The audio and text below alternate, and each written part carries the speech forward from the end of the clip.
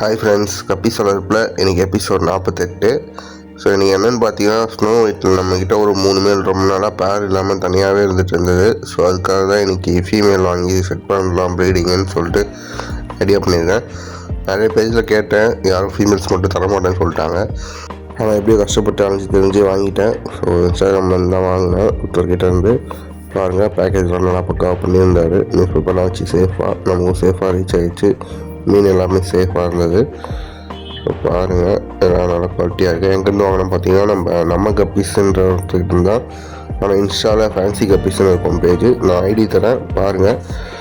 So உங்களுக்கு வேணா வாங்கிக்கோங்க. நம்ம சரி வாங்க, வாட்டர் டெம்பரேச்சர் பண்ணி மீனை ரிலீஸ் பண்ணலாம். ஸோ டெம்பரேச்சர் பண்ணி மீனையும் ரிலீஸ் பண்ணியாச்சு. மீன் எல்லாமே நல்லா ஆக்டிவாக இருக்குது.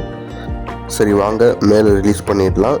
ஸோ 3 மேலுக்கு 5 ஃபீமேலுன்ற ரேஷியோவில் ரிலீஸ் பண்ணியிருக்கேன். சரி பார்க்கலாம் நம்ம ப்ரீடிங் ரிசல்ட்ஸ் எப்படி இருக்குன்னு. குட்டிங்கெல்லாம் போட்ட பிறகு உங்களுக்கு அப்டேட் பண்ணுறேன் ஃபிஷ் எப்போ சேருக்குறதுன்னு. அதர் வெரைட்டிஸ் நம்மக்கிட்ட வேணுன்றவங்க டிஎம் பண்ணி உங்கள் ஆர்டர் ப்ளேஸ் பண்ணிக்கோங்க. ஸோ தேங்க்ஸ் ஃபார் வாட்சிங்.